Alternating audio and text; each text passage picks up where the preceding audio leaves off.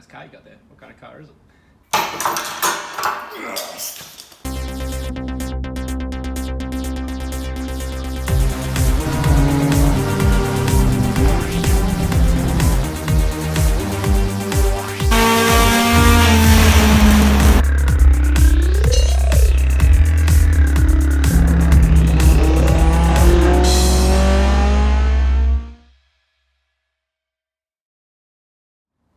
So I thought I'd show you guys the KE15 race car. A mate of mine and myself bought it a bit over a year ago. It looked pretty cool. We grabbed it. It was sitting in someone's shed for the last 20 years. Hasn't been raced, hasn't been on the racetrack, literally in the back of a shed, which is good because condition-wise there's very minimal rust in it. For such an old car, it's in pretty good condition underneath. So we've got the car, transported it from Victoria back here to the workshop.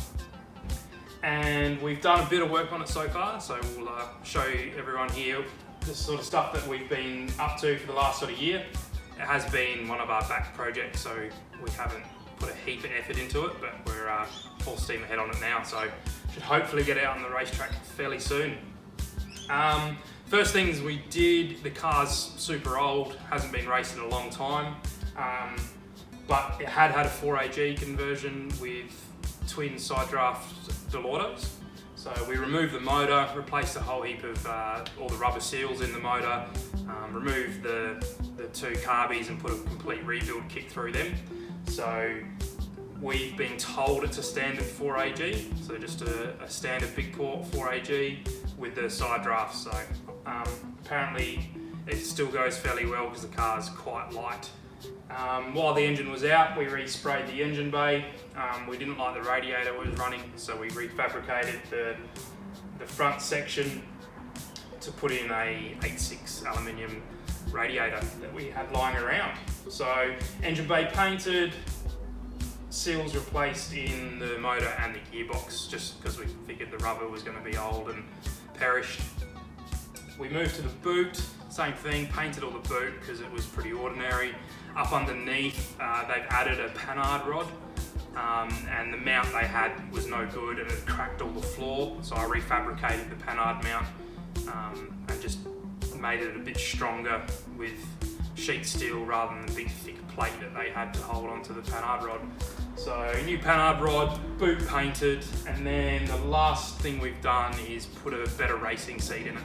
So the seat they had was re-carpeted in carpet, was horrible to sit in, and they'd mounted it to the floor of a 1960s Corolla, and the whole floor would just flex when you move the seat, which is not happening.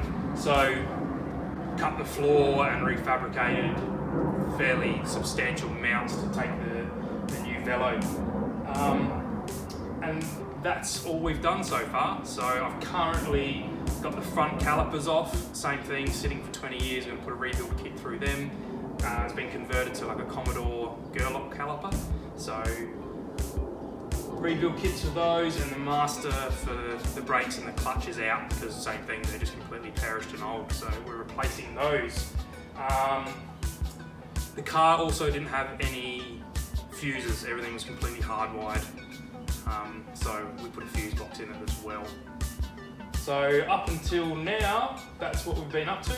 We should hopefully, we need to get a drive shaft sorted. The car didn't come with a drive shaft, so I've hopefully got one rocking up this afternoon that we can steal some bits off and try and make a drive shaft to go from a T50 back to the KE30 diff.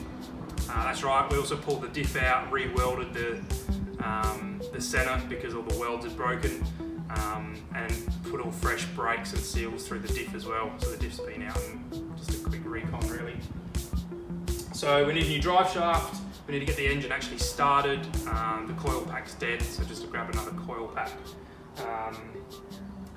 And we should be good to go. Chuck her on the racetrack and take it for a rip. So we'll try and document some of that for you guys, and you can come along on the journey, and we'll see where we get to with this thing, and hopefully have it out on a racetrack sometime soon.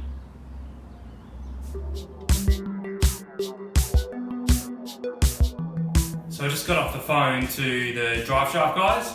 just asking exactly where we need to measure from to get this drive shaft shortened. So managed to pick up a drive shaft off another Toyota enthusiast who had a 20 valve in a KE15. This drive shaft fitted his car, so the yoke's good. The backside that bolts to our diff wasn't, so we got another shaft off young Aaron, champion.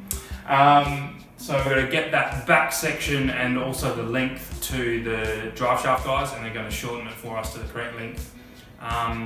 So we're going to measure the correct distance. So what they've asked us to do is yoke in the back of the gearbox, bring it out about 20 mil, get the old guessing stick, 20 mil out, and then the measurement from the back of the yoke to the flat part of the diff, so then they know exactly how long to cut it. Also, when taking that measurement, the weight on the back suspension needs to be on, so as if the car was sitting flat on the ground. So what I've done is we've got the stand and we've lowered the hoist just enough that this weight's on the diff, so it's as if the car's sitting flat between the gearbox and the diff, and we'll take a measurement.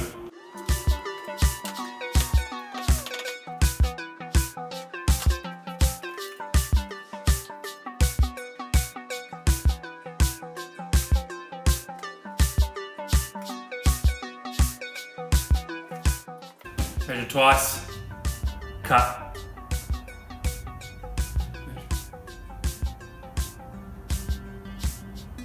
Measure twice, cut once. Yes.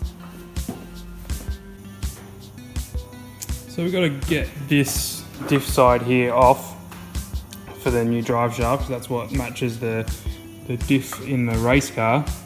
So bench is a bit of a state at the moment. So while we clean that up, we'll get some of the magic juice. Should let it all soak in there. Should hopefully make our lives a little bit easier.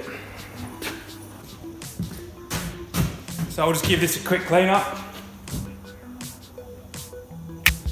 See? Nice and better. Right. Lovely.